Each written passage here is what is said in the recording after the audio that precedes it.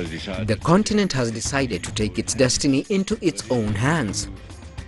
That is to take responsibility for the functioning and also to obtain the objectives of development and to contribute financially to restore peace and stability and manage crises.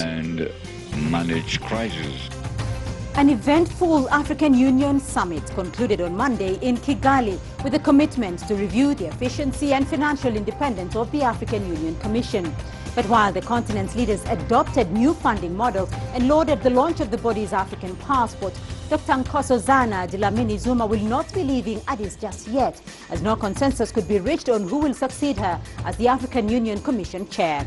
And all the while, security crises continue in countries like South Sudan, Burundi, Libya and Mali. So in light of all this, how can the efficiency of the African Union Commission be improved? And what were the main decisions taken at the 27th African Union Summit in Kigali? I'm Beatrice Marshall. Welcome to Talk Africa.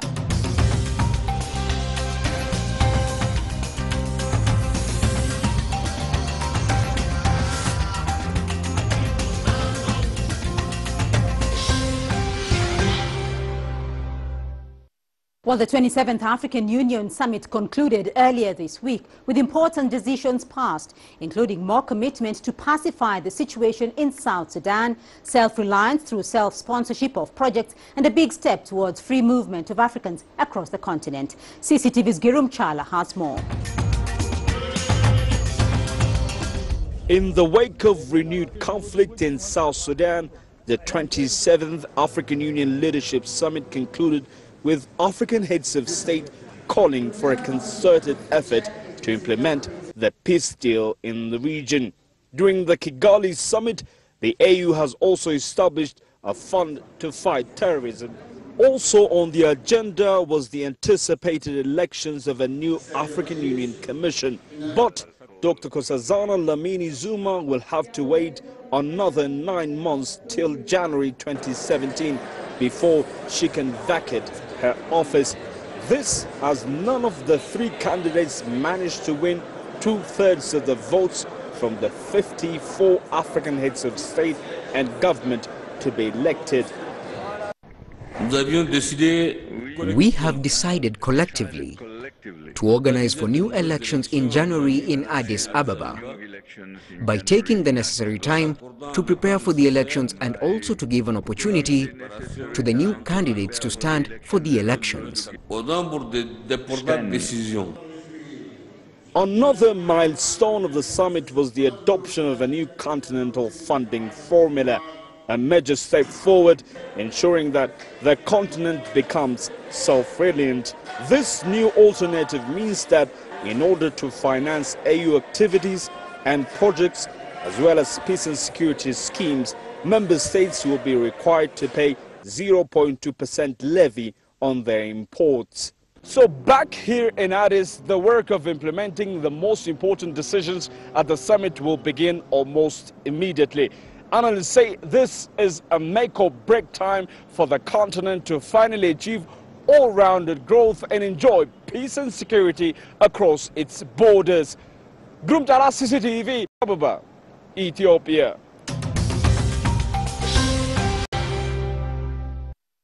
And for more on this, I spoke to the African Union Commission Deputy Chair Erastus Mwencha about the impact of some of the decisions taken during the summit. Mr. Mwencha, thank you very much. First of all, give me an overview of what the summit has been like for you. What's gone down? What have been the key priorities, the key topics that have been under discussion? This has been a very unique summit in many ways. As a run-up to the preparations, the heads of state and the government were determined to pick on a few items and be able to have enough time to discuss them and find a way forward. So the key one that started with the retreat is on financing of the union. I don't have to say how important this is. The second one was on integration aspect, looking at the issue of what the heads of state and the government have agreed to start the continental free trade area. The third one was on issuance of the AU passport. Then of course there was a theme that they discussed under the issue of human rights in the continent, with focus on women and young people, but also human rights as a whole. And finally, they also discussed on peace and security, looking in particular at issues of South Sudan, what is happening in Burundi, and so on. So those were the key areas that the summit discussed. Let's start by looking at the first key area, the issue of funding. And according to your budget, the AU budget for 2017, you require about $781 million. Africa will contribute about $212 million, and then you're going to have to look for another $569 million. This is quite a huge sum to look for in terms of funding African Union's projects. Well, this is how it has been for a long time. In fact, if you look at the funding structure, the resources that come from the continent constitute about 25% of the total budget. But the summit in the last few years have decided and agreed to go in stages.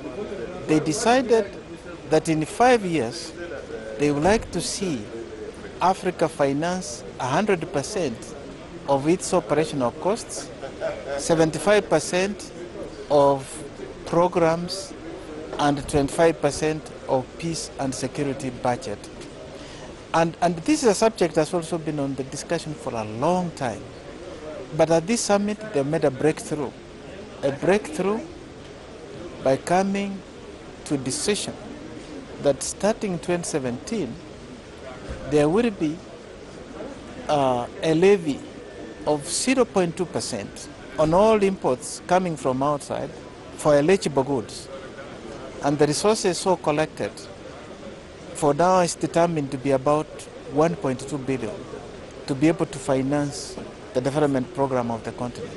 Yes, as you said, the budget for 2017 is about 782 million. And as of now, there is already pledges on the table, particularly from the development partners. So that gap is not an issue anymore. And the member states are pledged to contribute even more. So it's easier and much brighter in terms of implementation. Let's talk about the second issue, integration. And the African Union has launched an African Union passport. First, what was the thinking behind an African Union passport? I think we link it with the integration aspect, as you said. The idea of a passport is to enable, first of all, first and foremost, when you look at the issue of integration, integration is about people also. In fact, one of the key elements of integration is goods to move, to be able to access, for instance, services that are available in the continent. And here in services, we mean things like education, like hospitals, which those who are in the continent, if you want to go for treatment in Egypt, in South Africa, in Kenya, or in Accra, you should be able to travel. Because at the moment, if you look at the continent, we are traveling to India, we are traveling to Japan, we are traveling to China, we are traveling to US, and sometimes it's easier to travel to Europe than within the continent.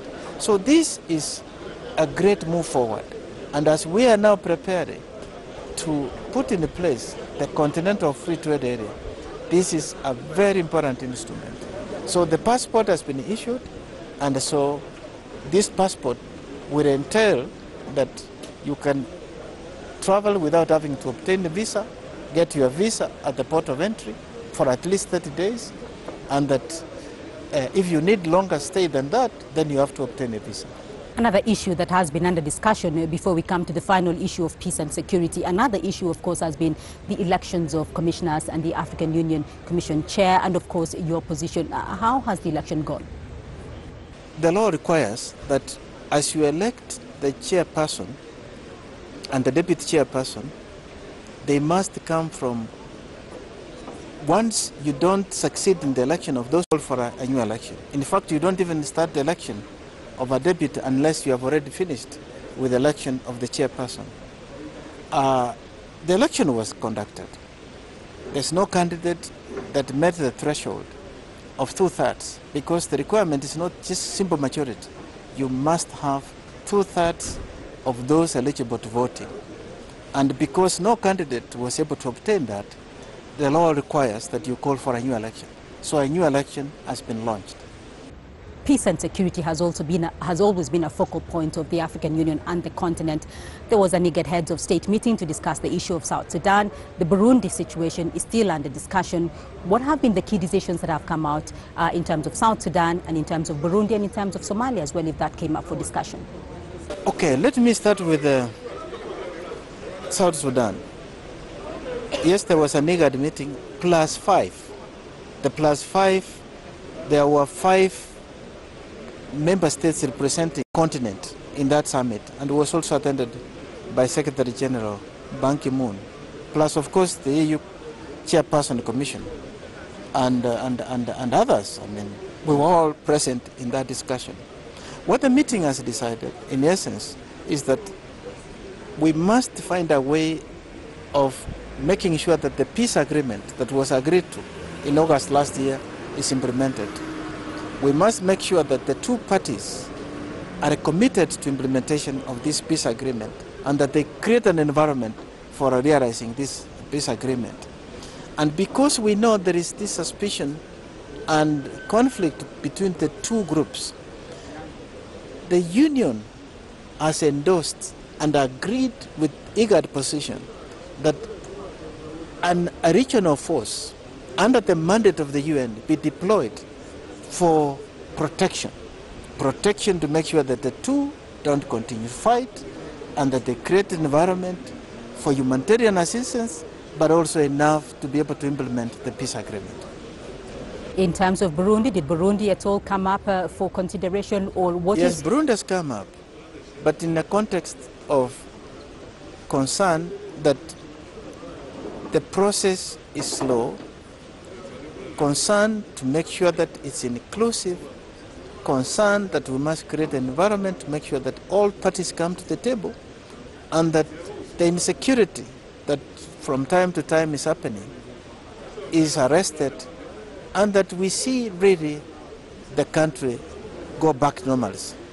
Mr. Mwencha, your final comment on what the summit has come up with as key resolutions for this summit, particularly in relation to peace and security, because we're still seeing a flare-up of conflicts in 1 or 2 countries now. I think one of the key outcomes of this summit is to create a peace fund.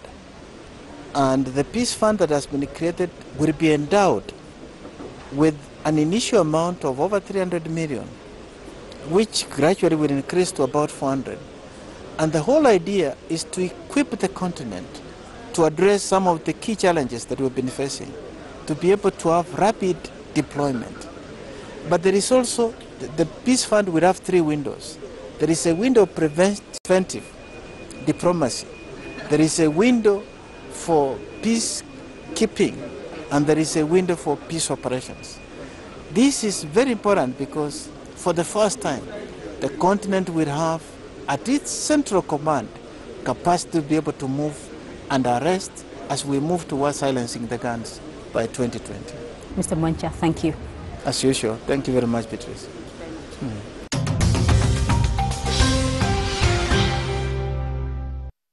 We're going to take a short break now, but when we come back, I'll have expert guests to offer their analysis of the 27th African Union Summit. To stay with us. As we launch the African passport today, that we agreed to create conditions in the member states to issue the passport to their citizens within their national policies as and when they are ready.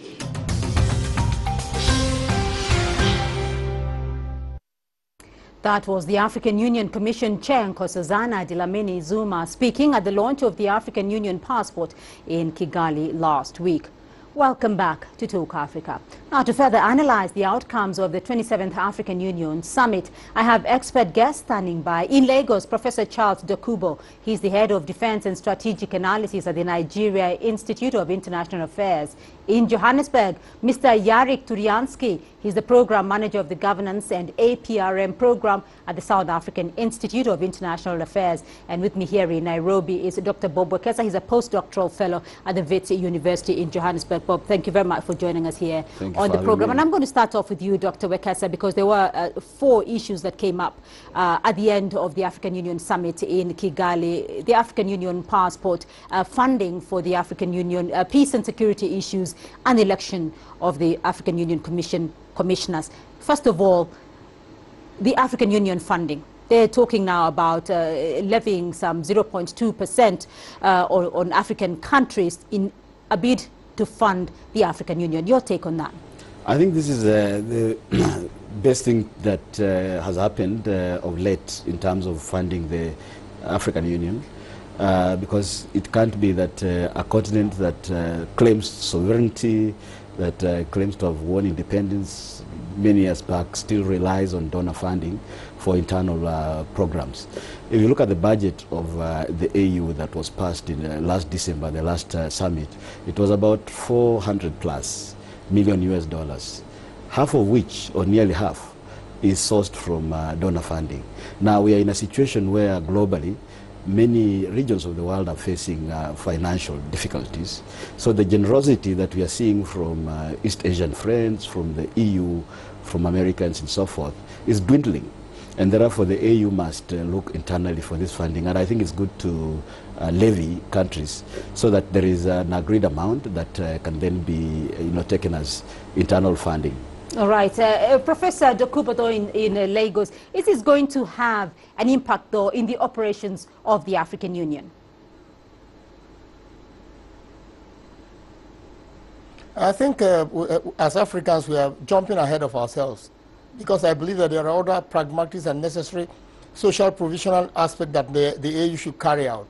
But for us to talk about a passport for all African continent, while we have other things on ground, about poverty eradication, and then even meeting standards that have been set by international organizations, I believe we should look carefully to what we can handle and handle very well, instead of talking about pies in the skies.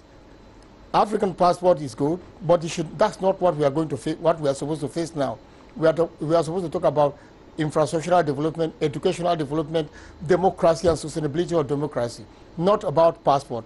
That is not the first thing that we should address. Right. Yarik, to you in Johannesburg, though, 2 issues have come out here. The African Union passport, we are probably jumping ahead of ourselves in terms of the funding for the African Union and the launch of the African Union passport. What's your view?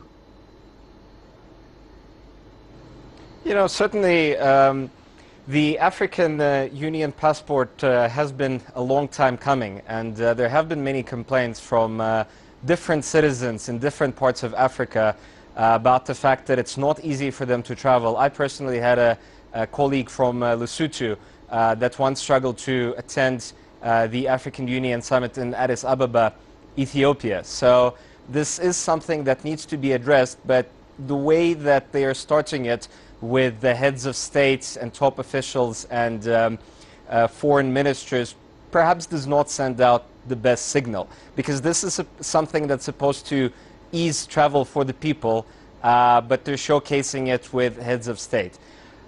Clearly they're not ready to roll it out to the regular citizens of Africa, and I doubt that they will be anytime soon, especially with security concerns in some part of Africa. So I agree with the professor who spoke before me about it perhaps being a pie in the sky type of a scenario.